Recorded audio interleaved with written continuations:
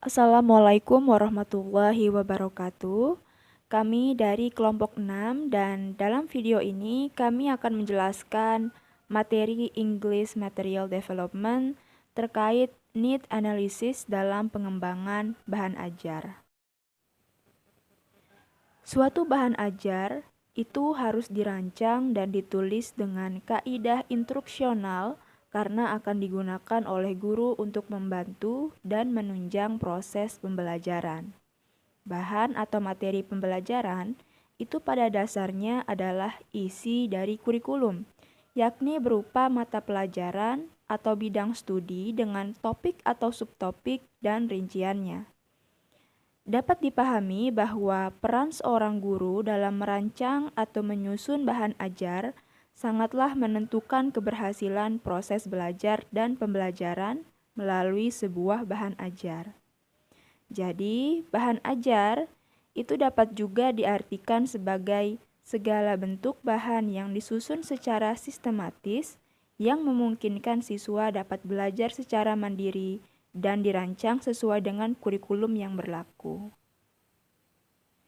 Kegiatan analisis biasanya dilakukan pada akhir suatu kegiatan untuk mengetahui adanya masalah-masalah yang timbul saat kegiatan itu berlangsung.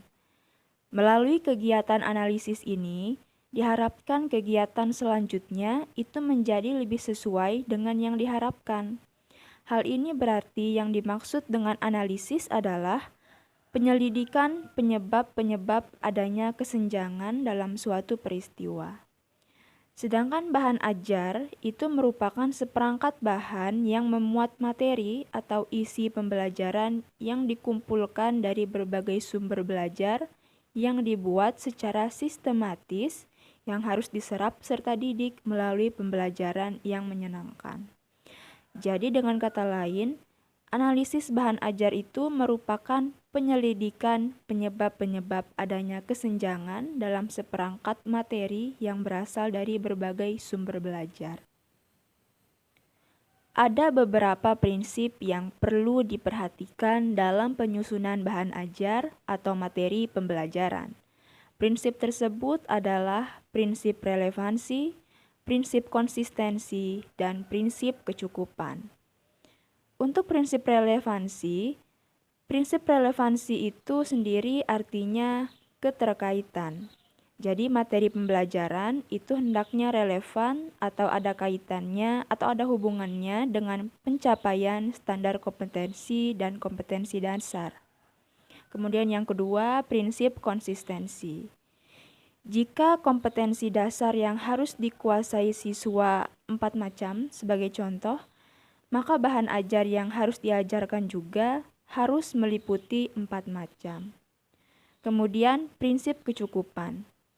Prinsip kecukupan itu artinya materi yang diajarkan hendaknya cukup memadai dalam membantu siswa menguasai kompetensi dasar yang diajarkan. Materi tidak boleh terlalu sedikit dan tidak boleh terlalu banyak. Jika terlalu sedikit akan kurang membantu mencapai standar kompetensi dan kompetensi dasar. Sebaliknya, jika terlalu banyak akan membuang-buang waktu dan tenaga yang tidak perlu untuk mempelajarinya.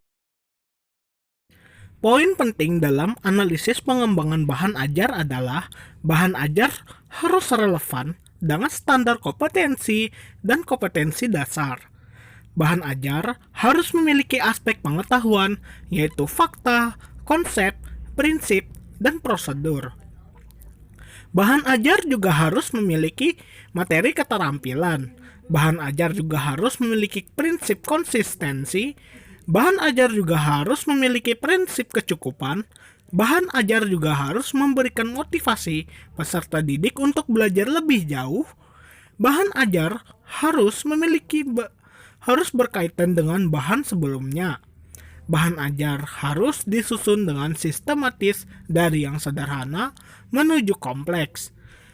Bahan ajar juga harus praktis.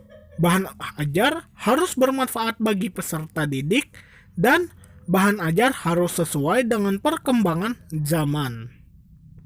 I think that's all from the presentation from us. Thank you. Assalamualaikum warahmatullahi wabarakatuh.